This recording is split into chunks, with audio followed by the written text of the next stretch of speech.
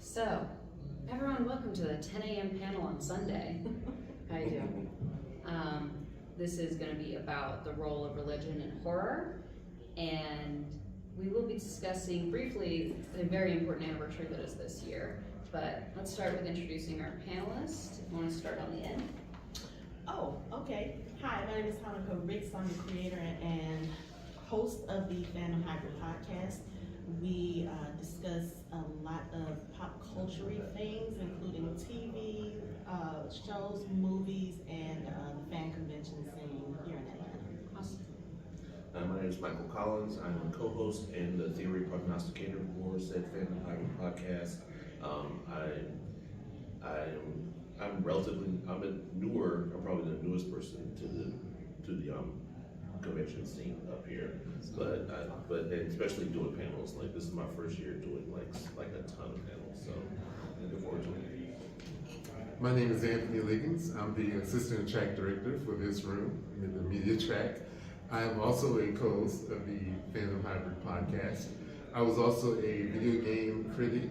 I covered RPGs, third-person RPGs, and first-person shooters for blogcritics.com. Very nice. My name is Aubrey Spivey. I am an editor and an author, and yeah, I'm an editor and I'm an author, and I'm doing good to be awake. So, this was my panel too, and I wanted to do it 10 a.m. on Sunday, so we're doing good. So, We have church. and because we're having church. Yes, thank you. I'm glad someone appreciated that. Well, so religion, I feel like, is in a lot of horror movies, especially ones that involve demons and stuff like that, and casting out demons. So, what can you remember as the first movie where you were very aware that it had religious elements in it, or was it not a big deal and it was like tropes by then?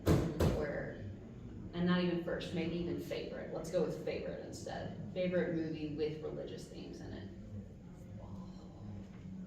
I can give you a minute and say that my most recent favorite is probably Midsommar, which I know is not singing for Midsommar, and that is just an excellent movie all around though. So it's a great movie. It's beautifully shot. The characters are really good.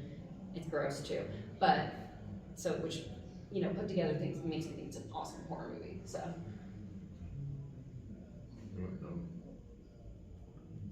Well, the first one I can remember seeing is The Omen. Ooh, yeah. It's probably the first one, but my favorite would Blair Witch Project. I could see it. Yeah. If not Blair Witch Project, I would say probably The Exorcist. Mm-hmm. I had forgotten about it until I watched it in preparation for this panel. That I remembered, oh yeah, I really like this movie. Mm-hmm. So yeah. It's an excellent movie, and it changed a lot of, you feel like it changed horror, not just religion and horror, but it changed horror for how good the effects were and how gripping the story was, and just this very visceral feeling of it. So. Well, I like The Omen. When you said The Omen, I just remembered that my mom had the book for The Omen, and the book actually had pictures of film stills in the middle of it, Mm-hmm. which was crazy, which was one of the reasons why I read it. My favorite, I'm kind of going to go off the rails, and it's because it's not really technically horror, but it does have a lot of religious base in it, is Constantine, movie with Keanu Reeves. Mm-hmm. I think that has a lot of really heavy religious themes, and it has a little bit of a horror edge to it, but it's I think that's probably my favorite. As far as first realizing, I don't know when that happened for me. I do remember my dad seeing movies like The Omen and Exorcist and kind of peeking at that, but I was so young back then and I just knew it freaked me out. Oh, yeah. So I just never, and also I grew up in a non-religious background, so it's one of those things where I didn't realize that was a thing until I got a little bit older. But as far as, I think for me, the one that I remember where there was definitely something of a religious undertone to it is Carrie. Ooh, Because of her yeah. mother. Yeah. And it was just one of those movies where I watched it and her mother just confused me so much because I had never been exposed to anyone of that kind of, you know, religious zeal. So it was very interesting to me, but also I was like, I want to stay away from that. You know, that type of thing. As far as a favorite movie, I can't think of one right now. I think Constantine is a good choice because I do love that movie, and yeah. I want to edit my answer. I had a moment to think about it. Children of the Corn. Oh, wow. That movie actually still terrifies me. Even to this day, the original, not the remake is terrible. But the original, like, I have a cousin that I watched with back then, you know, we're almost 50 now. I could call him and go, and he would just freak out. He would freak out. Why would you do that? You are a horrible person. And but that I really like Children of the Corn. Yeah. Creepy kids. What was it about the 70s that had so many really creepy, like late 60s, early 70s, just like Rosemary's Baby, Carrie, Exorcist, See, I was- and it's like all those kind of came like in the same kind of time period. And that's an excellent segue, you read my mind, is that we're talking about the history of it, is there's a lot of horror movies kind of, and we discussed this last night on your panel, where is horror movies, they reflect what we are afraid of in the modern time. And if you look at when the Satanic Panic was, and stuff like that, there's a bit of a little time lag, but there's a reaction to it. Like with Rosemary's Baby, I think that's around the right time, but with the ones that came after, it's people who grew up or who were influenced by Satanic Panic type stuff. Okay, yeah. Would it be like Charles Manson? Yeah, Charles Manson would be in there, Charles you know, Manson. even Kind though of born again Christian movement that started. the Born Again a Christian lot movement right started too, around I the same think time started too. A lot of that, yeah. Mhm. Yeah, and the Jonestown Massacre. Jonestown happened too. So I guess people starting to fear the religious fanatics. Fear religious fanatics and alternate religions and cults and stuff like that definitely started that. There was, because, you know, the Satanic Panic was a lot about Satanist cults and stuff, and like there was Heaven's Gate around the same time, so Oh yeah. it was definitely a fear of that, and that's probably why there were a lot of them. And I was just thinking about it, I think the first movie I remember being overtly religious was The Exorcism of Emily Rose. Oh, yeah. Excellent movie, great movie. It, you know, if you have my intrusive thoughts were sometimes like Emily Rose stuff. Sometimes it's just like, nope, don't think about it. I was thinking about that. It's like the irony of all that is that the Bible is technically the first horror. Mm-hmm. It's like, I mean, the first thing you learn about the Bible is if you don't do this, you're going to hell. Mm-hmm. And there's going to be gnashing of teeth. They're going to flay your skin from your bones, and it's like that's basically the first taste that a lot of people get of horror. And then you get people who are saying that horror is the work of the devil. I'm like, okay. Well, if you read Revelation, Yeah. you can either say, "Oh wow, this is." No, you can go back to Shadrach, Meshach, and Abednego being thrown into a furnace. Yeah. Yeah, have you seen some of the flyers? There's some flyers going around here at the convention. I've seen some of them going around some other conventions too. There are these little religious Oh yeah. flyers saying you're going to hell because you're going to this convention Yeah. and you're worshiping horror films. and all Oh, this I kind guess of the stuff. picketers got tired. Yeah, I The was gonna picketers say, got tired. They so got just tired stuff because, out. because you just mentioned Dragon Con. I don't remember seeing a lot of them at Dragon Con. Oh. There was one guy with a Were bullhorn. they? Yeah. One guy with a bullhorn. I do remember him. Always on the corner, always on the Yeah. feast day. And I think that's definitely a part of it, is that a lot of religion, Old Testament God especially, are do this or go to hell, or do this or die. And I think that that's part of what a religion and horror taps into, because horror taps in that fear of things that'll kill us or damn us or things like that. Especially, you know, we're talking mostly Western horror, but other types of horror too are not the same. Western horror is very about follow the rules or go to hell, and it's follow the exorcism rites, put the salt down, have the crucifix, that kind of thing. It's do all these things to make sure that you don't go to hell, which I think is a very human psychological thing about fearing the unknown and wanting to do things that can protect us, whether you're looking at like your horoscope or your lucky objects or you're praying every day. I think that's a very human emotion that horror and religious horror taps into. Well, it's fear of death, and that you're always. Oh yeah, we'll always be afraid of always death in going the to unknown. be dead or not, you Mhm. know. And when we talked yesterday about the Bible being a religious, like, horror book. And, I grew up in the church.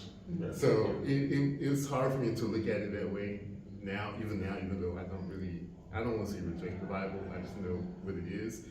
Dante's Inferno is probably where I feel like a lot of what we fear or what we know or what we have constructed about what hell is and what punishment through the devil is comes from that. Like, if you read it with the The 5 levels of hell. yeah, it's very scary. Yeah, it is, and that's also, and other than I always like to remind people that stuff like Dante's and Paradise Lost is early fan fiction, but it's also, if you think about it, we look at it from a distance, literature, ancient lens, because we know more about various things. But in the time period that it was given, this would have been terrifying. This would have been, because it would be real, because we wouldn't have the skepticism, we wouldn't have, in that era, it would be very real possibility that this could be it, and you could be afraid of it. And I think that that's very important to think about. I also grew up in the church, have read the Bible several times, can be critical of it. But I also grew up in an era of not browbeating people to church. Our church doesn't focus on be here or die. Our church more focused on we love you, please come. But for people who were in the type of you are a bad boy and you will be punished if you don't do this, I can see a lot of that religious horror coming from that, of following the specific rules, because there are very specific rules and rites and things like that that you have to do, and don't even mess with demons, because anything that defies that, or anything that and it's always, I won't go into that, but if anyone else has Go into it. I was like, it's always, when you see priests as the good guys, I'm a Christian, and I'm still a little like, Right. but priests coming to rescue us, telling us to pray more or something like that, I feel like that goes very in line with the sort of building on the societal fear of it, and having only these super religious figures can come rescue you by saying all the right words. It's very Catholic. And seeing that's what, watching The Exorcist again, towards the end, you realize that even the priest can't protect you. Yep. And the only way the priest can protect you is to be human himself and accept that evil or demon or whatever. So, because for the most part, Reagan was just an innocent child. She was. Like, she hadn't done anything wrong other than touch a Ouija board, which, Which are now, as we were talking about last night, much more common and sold as board games. Yes. Which on someone in the 50s would be fainting. And I'm not a Catholic. My wife used to be a Catholic, and she said what was scary for her is that, these rites and rituals, which you mentioned, are supposed to protect you. And here they were using the rites and rituals to exorcise this demon, and for all intents and purposes, it wasn't working. And if you're a devout Catholic, I can see how that can be unsettling to you. That this thing that you've always relied on for protection is not working at all. It's interesting you mentioned mentioning the word priest kind of jogged my short-term memory. So I recently rewatched that movie Priest in preparation to discuss vampire movies on another podcast. And one of the things that has always I don't know if I want to say intrigued or interested me, but it's the correlation that happens with religion and horror. It's like, specifically with that movie, you have a vampire outbreak and there's nothing that can be done to kill these vampires. So the church, who is very prominent in this film, they created these priests, or they trained these people to become vampire killers. And then once the threat had been eradicated, the priests were kind of pushed to the side. Oh, we don't need you. We're just going to integrate you back into society, and people are going to shun you. And then the whole way that they control their community is through religious fear. About the vampires, but also, they have them doing these repetitive sayings about going against the rules is going against God, and it's just this whole fear. And that's one of the things that I've always paid attention to. Is like anytime you talk about religion, and not even just horror, also in fantasy, religion is used as a way to control people, as a way to push their own political and societal agendas. And it's just one of those things that's always made me look at it like, if this is what you do and you guys are supposed to be the good guys, like, Exactly. sometimes you look at the horror aspects, or you look at the monsters, or you look at the people who are supposed to be bad, and they actually, once you see what they're facing against the religious right, it's just kind of like, okay, why would I be against them? Because a lot of times the people who are the religious ones in these types of stories, they're actually the more evil than what's being faced. Yeah, that is definitely part of it, and I think that we could go into that historically. Is that how historically did you keep the people in line and tell them not to do things? Was through a church that tell you that the consequences are great. Now also there are the sides of how do you make a community? You have a church around that. But I think that it's definitely, and that's what I believe as a Christian, is we should be self-critical of the way that we have done things, and we should do things better. So yeah, no, the way that you keep people in control is by giving them the fear of God, giving them that fear of death, that fear of punishment, and that fear of hell. And I think that's why for a lot of religious horror, we've now sort of, I feel like, and we've sort of, I won't say dumbed it down, I'll say we reduced some of it to its tropes, like having a cross or having salt or having holy water, and it's less about the religious aspects of it, but having the iconography of it, because that's what is in the cultural zeitgeist. And I think, I'm not saying that's a good or a bad thing, but I think that that's just a cultural awareness of things. And these horror movies now are not preaching to people the same way that they were in, I think, the 70s and 80s. And I think because, for obvious reasons and stuff like that, and how I believe that religious movements, most of them are moving away from believe or be damned, but it's almost become parody. It's like anytime you see an exorcism movie or a movie about someone being possessed, you see the priest and you're like, oh, I know how this is gonna end. yeah, He's gonna sprinkle the holy water. The power of Christ compels you, and then the demon's gonna laugh in his face and spit on him, and he's gonna run out screaming into the night. So and I mean that's exactly what happened in the first Paranormal Activity. The priest walks in and goes, oh no. And I think that sort of is that critical response is a cultural trope that is a response to all of the religious like browbeating previously. Do you also think it could be just that religious freedom has grown? Yes, definitely. In more modern times, and there are people who just don't believe that rhetoric or don't believe Exactly.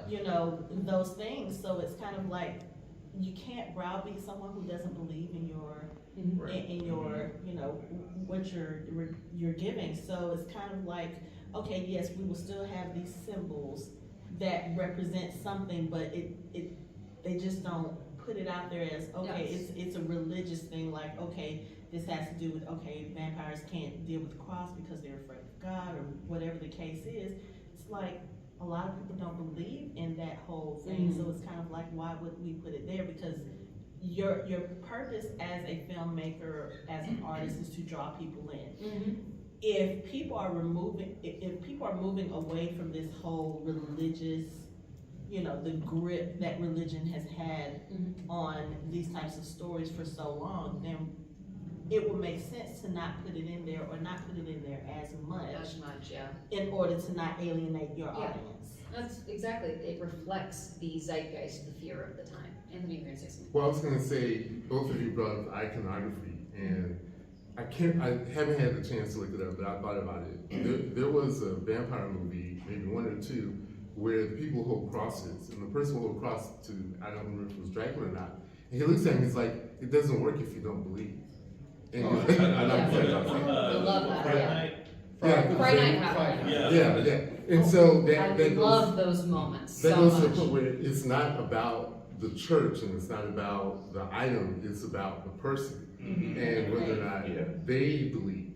And if they don't believe, then you just can't hold up a cross and say, leave me alone, because there's no power behind it. And it doesn't, to me, it doesn't make sense. Like, if you have no belief in that religious system or whatever, what does a cross mean to you? It doesn't make any sense. Yeah, and, you know, kind of on the flip side, that also means like a Star of David would work, a Star of I was about to, Crescent would and work. I've heard that joke too about the Jewish vampire who said that, sorry, I'm Jewish, when someone held the cross. And I was like, yes, I love that. Or if you think about Benny from The Mummy. Oh, Yeah. yeah. We have a question. What you were just talking about was addressed in Dracula's Risen from the Grave, right? Mhm. Where the girl's boyfriend is an atheist. And the priest says, you have to pray. And he said, I don't believe. And staking Dracula did nothing. It didn't work, to right. stake Exactly. out. So, Could you get a book of like Darwin's Theory of Evolution or something like that? I mean, just, if you have faith in something, I'm just saying, that would be funny if someone did that in a skit. But, I just want, and the reason why because I was thinking about this for this panel is a lot of times religious horror, to me, in a broader aspect, is when people are doing evil or doing bad, they can always blame a demon or blame the devil. The devil made me do it. They have something external yeah. to justify what they're doing. But if they do something good or a person is a hero, oh, they're altruistic. They're doing it because they're Because a they're good a good person, person. not Yeah. because an angel told them to do what stuff like me. Right? Yeah. Yeah. It is very interesting that a lot of horror is about a loss of personal control and being able to put that on something else. Yeah, on something else, it's also a lot of horror being possessed. I feel like losing autonomy is like a basic fear for people, and that's what possession basically is. And I think having that, you know, in the case of The Exorcist with Regan, having that happen to a child, to your child, and having something innocent becoming evil, feel like that's also a good basic fear, because I think almost every culture has some version of the woman in white or the woman in black, who is a girl or a mother or something like that, who is this figure of innocence or nurturing that becomes corrupted through grief, through something else. Every culture has some version of that, you know, of having that, the weeping woman, basically. And I think that's something that's also visceral in us, is that fear of possession, that fear of corruption is something visceral inside of us. And I think that's also what works with The Exorcist, is they spend the majority of the movie trying to figure out what's wrong with Regan. And they go through all these different scientific methods, basically torturing her to try to figure out what's wrong with her. And eventually, the scientists say, well, it might be something else. You want to talk to her first. Yeah, after all the torture and everything. Right, after all the torture. Yeah, but piggybacking off of what you just said about, you know, position and autonomy, I find it interesting that is what people fear as far as, you know, losing control over one's person, over your actions. But when you look at the religious browbeating, it's basically another form of possession. It's just External control. It is, because anything that you would encounter through possession, you know, doing things that you normally wouldn't. A lot of people do that through their religion or through their faith, because, so coming from an outsider, I would say, it's like you have to have God as an excuse for you to do good, you know, and isn't that just kind of the opposite of the whole possession thing, or you having, like you said, having a demon, you know, be the cause of you doing bad? But if your factor is, okay, well, I can't do this, or I have to be this way because this is what God has told me, it's possession of a different kind if you look at it. It's really people not taking responsibility one way or the other. Yeah. I think what you were just going, I can't think of the name of it, but there's the Bill Pullman movie, right, where he is convinced he's doing God's work, and he actually becomes the monster. Yep.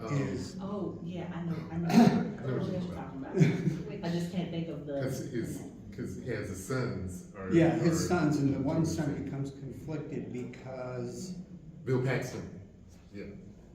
Yeah. Yeah, What was it? I feel like that can go around the talk about like Heaven's Gate and cults and Johnstown and various scandals with Catholic priests and stuff.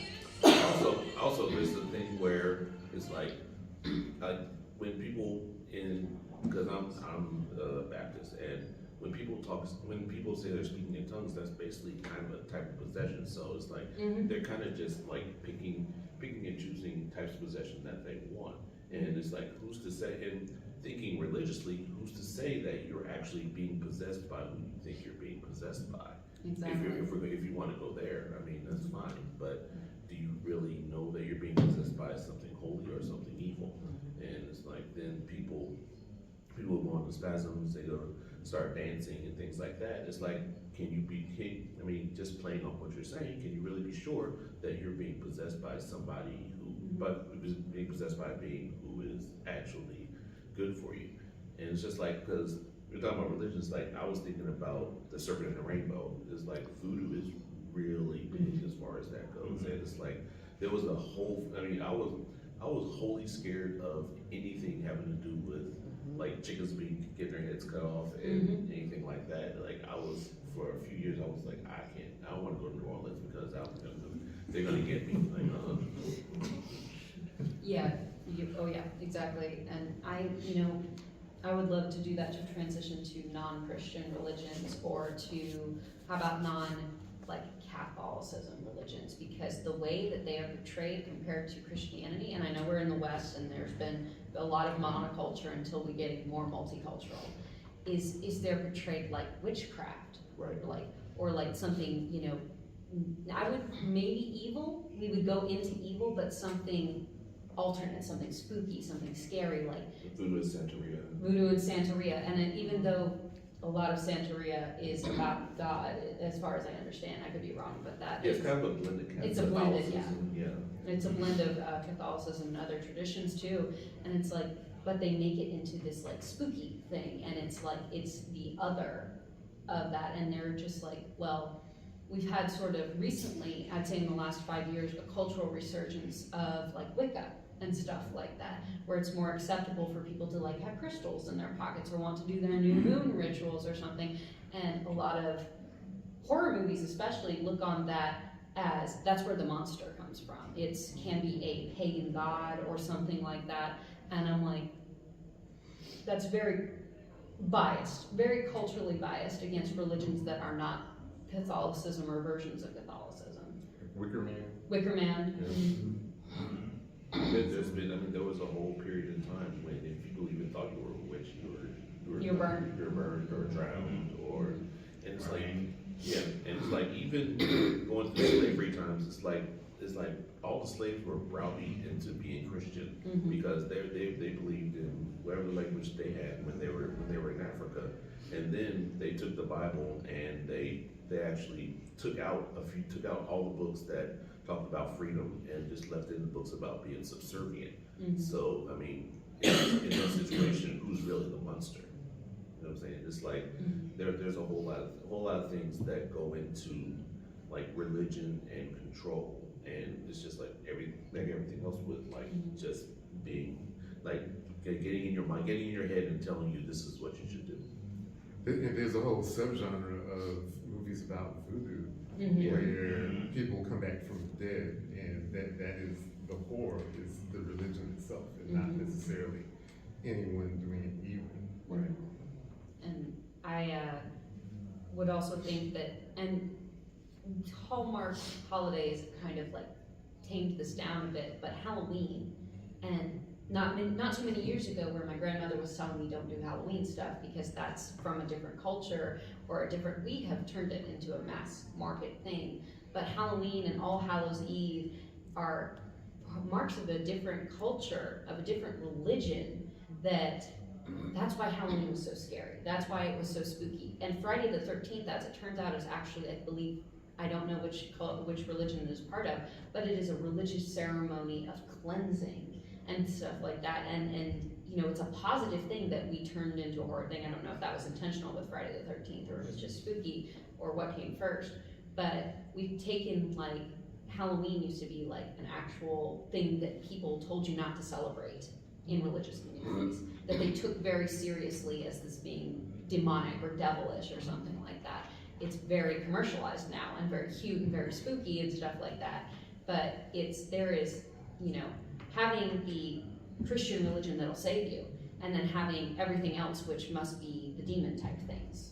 Or just even like, having some Japanese religions too, where they have an expulsion of demons, but most of their demons are completely different. They're not damn you to hell demons, but they're still very othered and very ostracized as that's not the right way to do it. It's almost like Christianity is the colonizer of, It is. It really is. I mean, if you look at it like that, especially when you talk about, we had this discussion before the panel started regarding the holidays and how a lot of the holidays that are celebrated, especially here in this country, started out as pagan rituals, and it was just things that they pulled from it to cater it to their specifics and to make, I guess, people more accepting of it. And it's like, but wouldn't you want to tell these people, hey, you're celebrating something that started as one of these things that we actually don't like? Yes. But again, another way to kind of control the masses,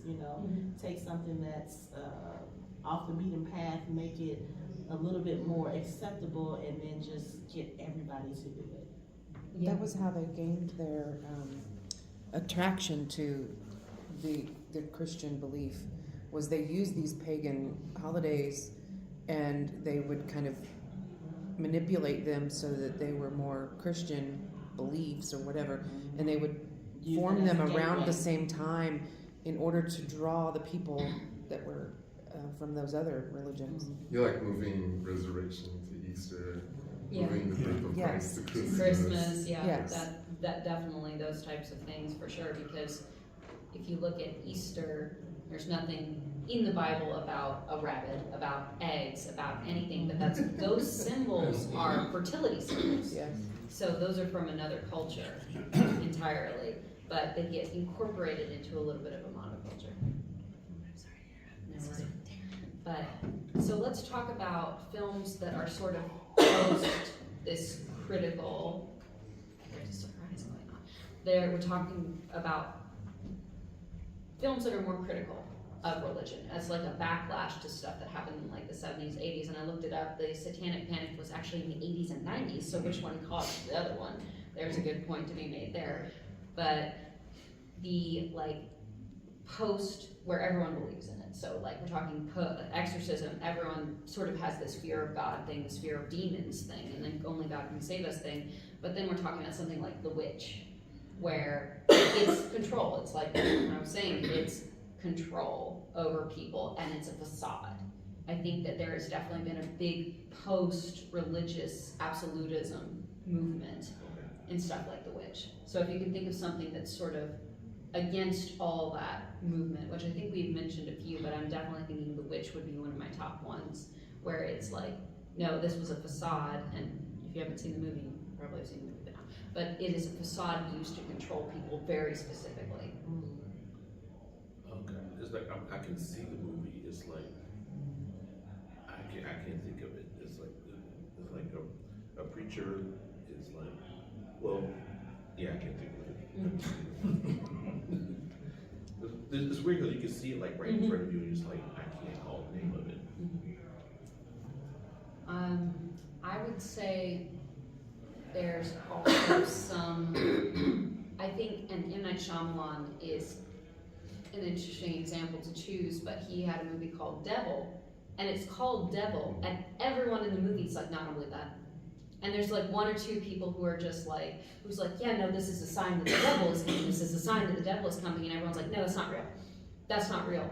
And because it's an M. Night Shyamalan movie, the twist is, yes, it was real the entire time. But it very much reflected this skepticism, this where everyone goes, there has to be a logical solution. One of you guys in Devil is about getting caught in an elevator, by the way. And one of you guys must be it. The lights flicker at the perfect time and someone ends up dead. It must be, and you are, and me personally, other people who are maybe more skeptical, I bought into it. I was like, no, it must be a human did it. It must be a person solution. And the M. Night Shyamalan twist was, no, it wasn't. It was actually what they said it was the entire time. But I think that movie, and say what you want about M. Night Shyamalan movies, and I definitely will, but that movie played on that skepticism we have, where the religion wasn't the answer, where the supernatural being wasn't the answer, where we're looking for the scientific answer, which is what I feel like is the very now moment of being skeptical.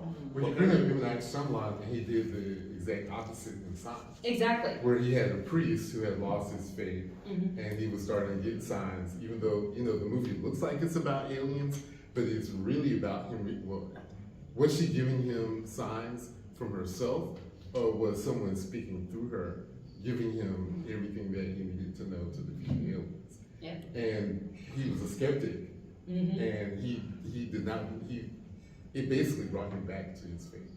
So I don't know what M. Night Shyamalan is saying about it, because even in The Happening, you have some guy saying, this is what's happening, and no one believes him. Yep. But the evidence is clear. Around And that's it. not a overtly religious movie, but you have the same type of feeling. You have everyone else is a skeptic, and he's like, no, I'm a scientist, this is what's happening. And it's sort of that same belief, that same faith in something. I definitely like that, and I think we could even do another panel on that, because M. Night Shyamalan, one of his recent one was Knock at the Cabin, and the premise of that movie is these 4 people are convinced, they've had visions, they've had dreams that this is happening, that this is going to happen, and they believe they've had dreams and visions from a supernatural force.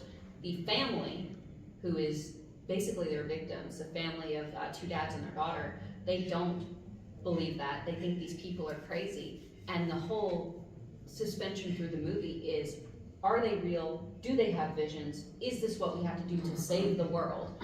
Or are these people crazy and we can survive just by defeating them? And I think that's a very interesting evolution, and I would love to track when those movies came out in M. Night Shyamalan's timeline of his, it is actually real and you should have faith, to people are skeptical, but it was real the entire time, to Knock at the Cabin. And I'm not gonna, that one's a relatively new one, so I'm not gonna tell you what the answer to that one is. It's worth a watch. It is worth a watch on streaming, I will say. Another thing that kind of goes in that vein is The Wizard of Oz, where it's like there's one main person who's telling you to do this because he's all powerful. It turns out he's just the man behind the curtain, and it's like. You never think about it when you first watch it, but it does, when you think about it, it actually does have a lot of, like religion is fake undertones, or there's no, there's really no higher power, there's just a man behind the curtain turning cranks and making fire. Yeah, using sleight of hand. Right. Did you wanna? Good?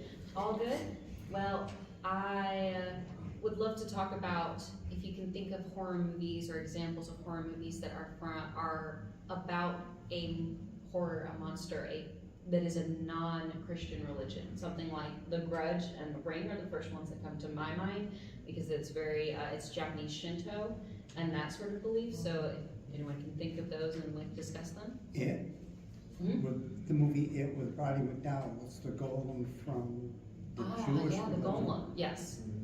And I do see some stuff about golems and stuff like that, for sure. I feel like we get a lot of our movie monsters more I from like don't folklore. think you have to explain a lot with the golems. Some of the other religions, you've got to either have somebody come and start at least giving you clues, so that you're not watching or make your movie very descriptive, that you know what's going on. If not, you get lost, and then you're going, I don't know if I want to watch this. And if you don't hang out all the way to the end, you miss out.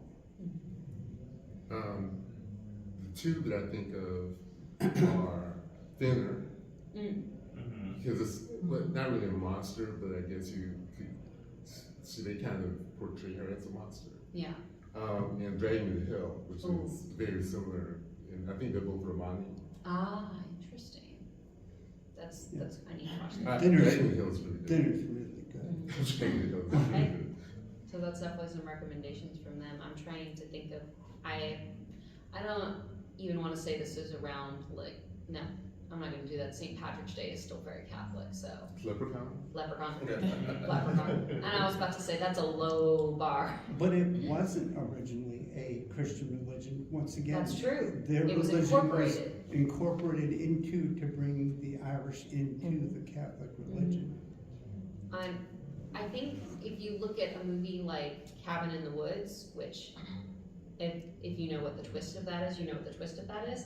And you can see that they are very specifically being very Western with their horror movies. But there are other places, like in Japan, where they are doing, it is a a girl who needs to be, who has been wronged in life, who was wronged to death, basically. And they save her by freeing her spirit from her torment. And I've seen more in video games.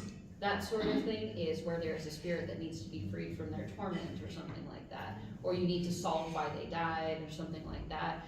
And I would love to see more of those that are based around other religions. Like I said, with Midsommar, that takes elements from traditional religion. It is not a religion itself, but it takes elements from other religions, and that makes the setting of it is just incredible. Everything about Midsommar is incredible, but that's just me. Aren't Anne Rice, isn't her stuff have religious undertones? Yes, yes. Yeah. Like, what was the Vampire Lestat, the first vampires? They weren't Christians. Akasha, was it Akasha? No, They're Egyptian. yeah. Yeah, they're Egyptian. Yeah, and then I was thinking, so we did a panel last night about Pet Sematary, all the original, the reboot, and then the prequel that just came out a couple weeks ago. And even though it's not religious, they mentioned the Wendigo, and as that creature, and I think anytime you're dealing with a story that deals with Native Americans and just that whole tragedy as far as them being pushed off their lands, them being massacred, and it manifesting itself in these different types of entities that come back for either revenge or to protect their future generations, that sort of thing. It's not religious, it's cultural, but I mean, if you really think about it, religion is a culture in and of itself. So I think those stories are very interesting as well, because you don't have the religion aspect of it, but there are a lot of similarities. It's true. And this one is not particularly religious, though I think it could have had the opportunity to be more religious. It's the Prey, which actually turned out to be the Predator movie. Oh, Yeah. And it has a lot of someone else's culture in it, which I greatly appreciated. It was excellent, especially for a Predator movie. But it was excellent, but I would love to have seen more cultural, a more religious reference, because religion was a big part of Native American cultures. It was a big part of a lot of cultures during the time when there wasn't science to explain everything. I would say not necessarily the movie, but like the TV series Grimm, Mm. because most of the Grimm fairy tales are like kind of based on Eastern European demons and monsters, and the fact that he's tracking them down and he actually becomes best friends with one is really is good. Was actually really, that's one of my favorite shows. It's like I love that show so I mean, if much. we're talking TV shows, Supernatural. Oh, Mhm. now Supernatural definitely. Now I love Supernatural, mind you. I love Supernatural, but they definitely do the Abrahamic religions are the answer, and they are usually fighting pagan things. Like they're fighting Wendigos, they're fighting pagan gods literally with Christian symbolism, like salt bullets and stuff, like and holy water and stuff. And I love that show, but it definitely does the thing that we're talking about, where the Christianity is the superior religion or something, or at least the icons from it are superior. But Yeah, it's but an I mean, excellent show. if you think about the later seasons and the whole There's a reason why. God and angels and demons, Yeah. it kind of fits. But they also fight. They do fight other beings that they're like, okay, salt's not gonna work, bullets are not gonna work. They have to. Yes, that's They true. have to think outside their box, and they have to do the research, and it does kind of It is bring. really cool, yeah. Yeah, they kind of bring those other things in there. So. Yeah, and I definitely do like that. And, you can, and actually, my favorite episode involves a lot of gods that are like pagan gods coming together and going, so the Christians are having their apocalypse. What are we gonna do about it? I love that episode. That episode's incredible. Everything about it is incredible, but you have to watch the build up to it to make it even more incredible. So there's that. Well, what love they those. did with the first season of American Gods was very, Yes. very much like that. Love And Yes. I would argue that could have been a horror series too. Oh, it could have very easily. I mean, Well, isn't any movie that deals with a culture's mythology, India, Norse, Egyptian, they're all religious movies. They're They- just incorporating. they're incorporating it differently, Yeah. and because stuff like Greek mythology, that's the thing with me, is because stuff like Greek mythology is just so pervasive throughout our culture, Norse has started to become more pervasive, and the knowing of it and the understanding of it, I hesitate to categorize it as religious, because I think it just gives you the pop version. Yeah, of I'm a lot of not saying that yeah. it's not, but I'm saying Yeah. that you've It could be. incorporated a culture's, I Belief don't wanna system. say necessarily religious beliefs, into something to make money. Yeah, Anything that you're gonna do to make money is going to, excuse the word, bastardize whatever you're working with. That's what Hollywood has done to all literally everybody. everybody's religion. Everybody. And they marketed it, packaged it, and sold it back to you as either a comedy like Dogma, or they packaged it to you as a horror like The Exorcist. Like The that's true, that's what Hollywood does best. They do that best. So- Like I saw, there was some horror movie about Baba Yaga. I can't remember what it was. Was it Let the Right One In? Yes, Let the Right One In. Yeah, which is really good, but It's not- it's really good, but it's definitely is, it's creating that idea. So I want to ask our panelists, we talked a lot about, what's going on in history and stuff. What do you think's coming next when it comes to religions in horror? And if whichever religion you think that it is, I think that the Korean and Japanese movie scene is doing really well right now. Korea just has their stuff together about, you've probably seen the way that they regiment their pop stars and how strict it is. They regiment their writers and their actors I would say, a similar way, a very strict way. Their writing is excellent. Korean drama is not super religious, but I can see it being that way. And Korean horror films are excellent right now. Japanese horror films, very good also. So to me, I think that's the next trend, is going to be more Asian representation, and I hope that they will get into deeper subjects like different religions across Asia. That is my hope and my prediction. I kind of want to go on the opposite spectrum. As someone who is considered agnostic or atheist, one of the things you do see in movies like this is when you have a character that is atheist, the end result usually is something being shown to them that kind of converts them to the side of religion or the side of Christianity. I want to see something go in the opposite direction. I would love to see a movie where the atheist is the one telling you guys, no, this doesn't exist, blah, blah, blah, blah, blah. And then that turns out to be the end night twist at the end. I just want to see how it would be done. And I know that that's something that probably will never happen, because this country is way too steeped in religion and Christianity for something like that to happen. But I just want to see what that looks like and how that would be presented to people. That would be awesome. I think that, it would take away the fear of the unknown, and that's what religion really plays on, the fear of unknown and fear of what happens after death. But it could replace it with another fear, like the fear that people are the monsters all the time, the whole time. That's a very common one right now that we're coming into. I would love to see that. I would like to see, with the rise of the Black Panther and Wakanda Forever, I would love to see a deeper dive into African religions and to African gods, because a lot of them were taken, a lot of Greek gods and Roman gods were taken from African gods and co-opted, just like everything else in the world. But I would love to take a deeper dive into some of the bigger gods in there. And I think that's probably coming. I think there are a lot of people that are looking into that, just because it's become popular for like Black Panther has kind of opened the door for it because they've talked about Bast and they've talked about a lot of other African guys in there, so I would love to see that explored more. Did you have something? Oh, I was going to say that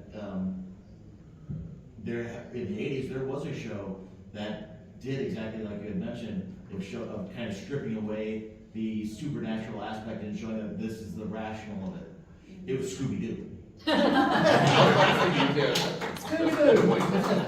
Velma was our hero. That's true. I That just- was their science hero. I just saw a meme and it showed a vampire coming out saying, "I will treat all your children night," and Velma goes, "Stop that." Or, you know, Mark of the Vampire. There are a lot of the early 30s, 40s movies, thriller, suspense movies that played on this horror thing. It looked like it was going to be another kind of horror thing like Dracula or Frankenstein, but it was actually human mortal subjects behind this committing the crimes and making it look like it was a phantom or a monster or a ghost or something like that. Okay, so my prediction isn't really a prediction. It's more or less, I think it's been a trend since 2001: A Space Odyssey. I think artificial intelligence is probably going to be it. I mean, we've had movies that have touched on it, like Yeah. Eagle Eye, that artificial intelligence sees everything. And I can see someone making a movie or a TV show where the AI has become so smart and so powerful that people actually think it's a god. Ooh. That it will start talking to Right. people through I their love phones, that. through their computers, and start actually making people do things. Only because I saw a movie where I don't like they were implanting AI chips into people, and the AI was actually having the woman go around and kill everyone who knew about it. Anyway, so I kind of got this idea: what if we all got to the point where we started getting implants, and the implants, help us be smarter, fix all of our eye problems, do all these things for us, but at the same time, it starts talking to us and influencing us to do things, and people start worshiping it. So I don't know if it's the gist of this movie. There is a movie that is, I think, out now. I think it's called The Creative. Oh, yeah, Creator. And it's the way, it's like there's an AI and a human that's kind of like. I think it's- It actually So, like- shows AI in a positive light. Oh, Yeah, okay. I feel like Actually, AI, it's more of a Pinocchio story. We have a question Okay. about that. So I just, talking to Anthony, there was a book that I read, I think in high school, it was required that, I don't remember the name of it, but it was like the scientific version of like, in the future, everybody gets implants. And at the very end, it's actually what kills the human race. Ooh. It was a really scary book, honestly, because of the way they described it. Like, they described the implants, they described them living on different planets, and like the moon was like a vacation place. It was really interesting. But I would love to see maybe that with like a different ending, because that book was so interesting in that way. Imagine an AI knows everyone's beliefs or religious Yeah. beliefs or non-beliefs, and it actually formulates something that everyone sees, but they see it differently. Differently, And you just turn it into Ghost in horror. the shell Yeah. type thing. We have a question in the back. It's not a question. Or a it's- comment. It's a comment, but that's all right. John Carpenter's college film, Dark Star, which is hysterical. You guys reminded me that the artificial intelligence that is in the planet-killing bomb decides that it needs to figure out the morality of whether it should destroy the planets or not, and all of the guys running, all the truckers running the ship are like scrambling to figure out how to get the nuclear smart bomb not to go crazy. And it's been a long time, so spoilers. The bomb looks up the Bible and says, "Let there be light." Oh, yeah. So I was thinking something similar, like not like Ultron, who thinks we should just be wiped out because we're bad, or not like Skynet, who thinks we should be wiped out because we're bad. But the AI actually believes it's a god. Ooh, There are a lot of Doctor Who episodes that kind of go that Yeah. way, where you've got the computer that becomes sentient and basically becomes. that's true. That's probably what's in the back of my Yeah. mind. Watching So it. we have another hand over I here. agree, I know exactly what I was thinking. What about the ultimate question? That's what I was also thinking about. Asimov's short story, The Ultimate Question, which is not a horror. It's definitely speculative, but it's basically each time humanity makes a great step, a great evolution, there's a point where it's transhumanism, there's a point they go, well, what's next? Well, what's next? Eventually they get to the point where there is no next. And the whatever is left, and something that is both robotic and human goes, let there be light, and starts over again. And it's a great story. It's a beautiful story. I would recommend an audio reading of it too, because it's even better. But it's a great story like that. But I would love something that mimics, an AI that mimics a religion, or that people that worship it like a religion, for a villain character, because it's a horror movie, there should be a villain. You know, I was just gonna say, kind of piggybacking off of what she said, okay, we're talking about religion and horror. So the whole thing with the implants, you know, the whole big thing about religion and New World Order and the mark of the beast, that would be like. You could, and I started working on a story with that where a AI was trying to mix up the ingredients to make people think it was the end times and like causing disasters or something like that. I think that would be super fun to play on our superstitions and our beliefs that are we talked about, are so ingrained in us, and have just someone, whether it was the AI itself or whether it was someone controlling the AI, go, how do I make it so people believe that the world is ending and they want to follow me? I would love that. So we have 5 minutes left. Do we have any more questions or comments?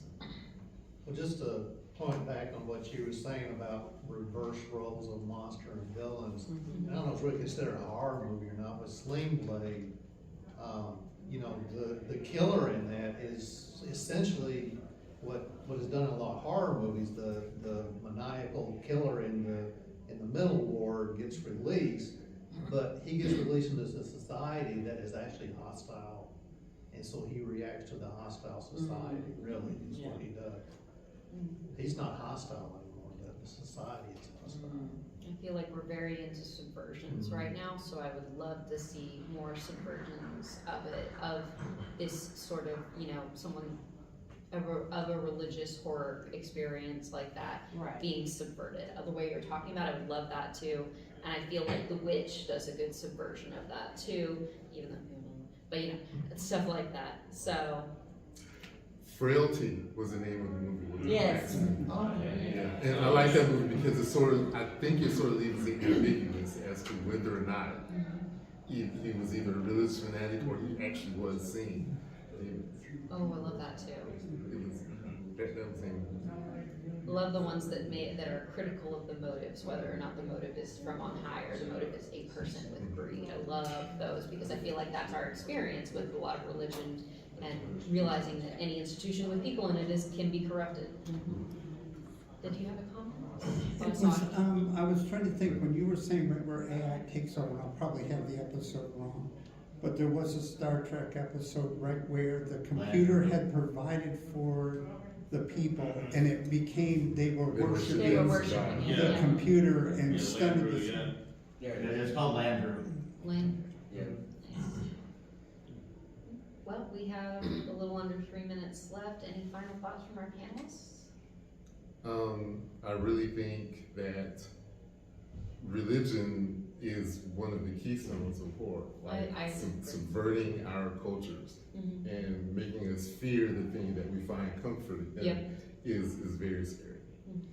Yeah, I mean, anytime you have something that's supposed to comfort you and give you hope, and they turn it against you, and it gives you, instead takes the hope from you. Hope is where dreams go to die. Yes, it is. And humans are the real monsters every time. I love that. Yeah, I will totally agree with that. Hand in the back. Did you give away the prize? We're about to. Oh, are we? Yeah, we're about to. Okay, we should do that then. Okay, so I have a prize, and I decided, I decided unilaterally, it is, what is this? Gethsemane, Court of the Dead. It's very beautiful. It is. Very beautiful. I think this is somewhat appropriate. Okay, so since I didn't really have the chance to research, do you have a trivia? I have a trivia question, but do you have one? Oh, no, I do not have one, please. Okay.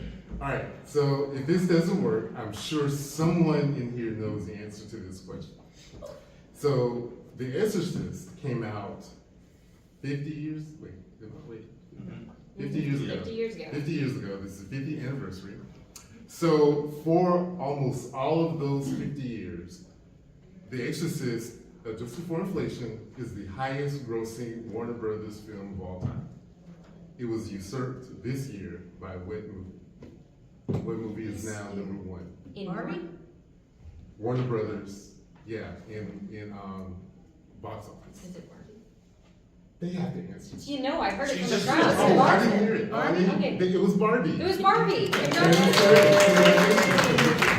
Yeah. Congratulations, my mother who does not like horror at all. You do like Barbie. Yeah, Barbie's a different kind of horror movie. Yeah. Which is even on its own. For men. All For right. certain men, yeah. Ladies and gentlemen, everyone, that has been our panel. It is 11 o'clock. We are finished. Thank you so much to our